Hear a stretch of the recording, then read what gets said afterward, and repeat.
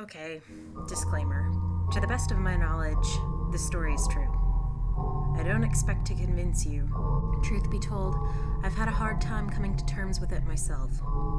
Cliché as it may be, I really am a rational person, and if not for this, I would probably be the most stone-faced atheist you'd ever meet. But, after much internal struggle and debate, I've come to the conclusion that there are things in life that simply can't be explained with reason. At least in the form in which we know it. Logic, for all the trust we place in it, is really nothing more than a candle all too easily snuffed out. And when it is gone, we are left alone in the dark. And everything we would scoff at by daylight suddenly becomes very believable. Alright, before I wax too melodramatic, here's my story. I was very young, only 4 or 5 at most, before either of my siblings were born. It was just Mommy and Daddy and me, living in our little house in Great Bend, Kansas. Very quaint. We were a young family without much money, and most of our furniture was secondhand. It was the middle of the day, summer, hot, boring. I was playing marbles by myself on the thin carpet beside the huge, old, flower-patterned couch. Mom was down the hall in the kitchen, and Dad was at work. Why I was trying to roll marbles around on the carpet, I don't know. We had a perfectly good linoleum floor after all.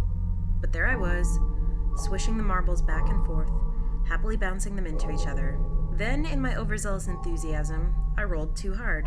My favorite marble, the clear, ruby red one, zipped into the dark space under the couch, and it was lost. Damn it. Dad wasn't home, and he was the only one strong enough to move the huge old couch for me. I'd have to get the marble back myself. I reached my hand under the couch, tentatively at first, then deeper, encountering no marbles. I pulled my hand out in disappointment. Then, a hand reached out from under the couch back at me. I remember the image vividly, and I suspect I always will. It was a slim hand, with tapered fingers, a woman's hand. It was gnarled and wrinkled, as if aged, and it was dead black. Not black as in African, black as in dead. Of course, back then, I didn't know that corpses blacken as they decompose, so I didn't know what the black meant. The hand reached out for me as far as it could, which was just up to the wrist. Then it retreated under the couch. Then it emerged again, this time pushing with it a little crumpled up plastic bag with a logo on it I didn't recognize.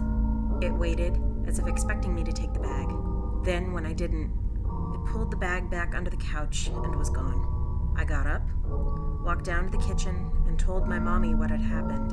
Why I didn't run screaming, or at least run, I don't really know.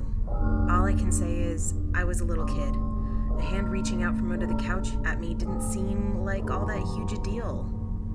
I hadn't yet learned what was and was not permissible in reality. I had no worldview. Mom was skeptical, but walked me back to the couch and explained how I was probably imagining things. She even reached her hand under the couch to convince me that nothing was down there. Later, Dad lifted the couch up for me, and the only thing under it was, of course, my missing marble. Plus a few more marbles I didn't even remember losing. But here's the scary part. For years I remembered this. I even developed a weird fantasy of little hand people living under the couch, and I, in my childlike innocence, believed that they would catch me and take me away if I ever reached into their domain again. Then, as I grew older, I wrote the memory off as a dream I had had as a child. Cute, but silly. Then, a few years ago, I recounted the story to my mother. She gave me a funny look and told me she remembered it because, after all, she had been there.